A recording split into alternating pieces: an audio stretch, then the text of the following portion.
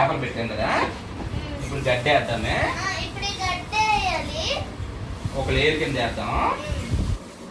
ఇది ఈ గడ్డిని ఒక లేయర్ కింద వేయాలి.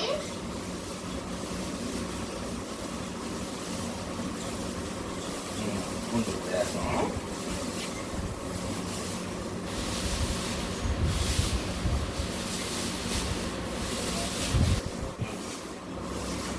ఒక లేయర్ అయింది. ఇదిగోండి ఒక లేయర్ అయింది. ఇప్పుడు దీని మీద మామిడికాయ పెడతాం.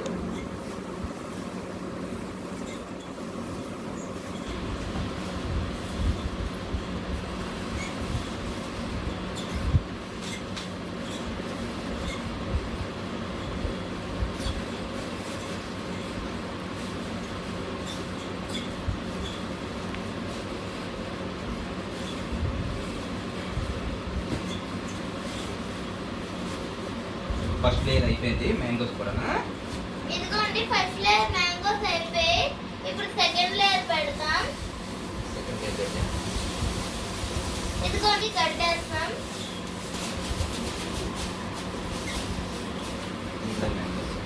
దీని మీద ఇంకొక కొన్ని మ్యాంగోస్ పెడతాం.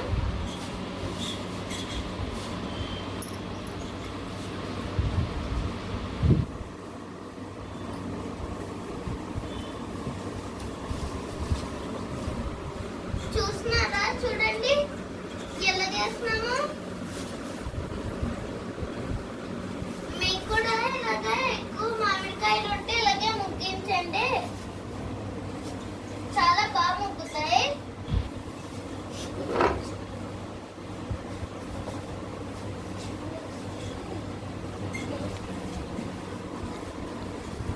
సెకండ్ లేయర్ కంప్లీట్ అయిపోయింది.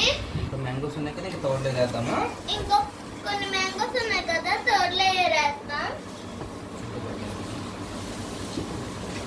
ఇదిగోండి ఇంకో కొంచెం కట్టేస్తాం. థర్డ్ లేయర్ కదండి. థర్డ్ లేయర్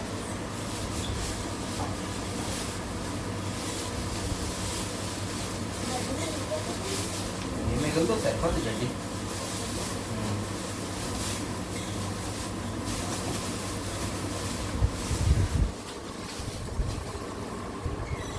థర్డ్ లేయర్ కట్టేస్తాం. థర్డ్ లేయర్ కి కట్టేస్తాం. ఇప్పుడు ఈ మిగిలిన మామిడికాయలు పెట్టేస్తాం.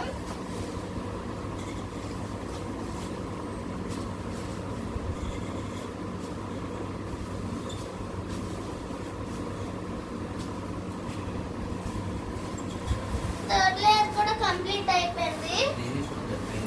దీన్ని కూడా పైన కట్టేయాలి. కొన్ని కట్టితో కవర్ చేస్తాం.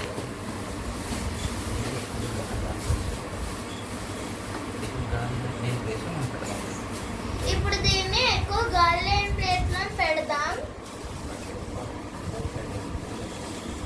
అక్కడ పెడితే ఇది 4-5 days లో బాగా ముగ్గుతాయి. నేను మీకు పార్ట్ 2 కూడా చేస్తాను, అవి ఎలా ముగ్గాయో, కలర్ ఎలాగొచ్చిందో. ఓకేనా?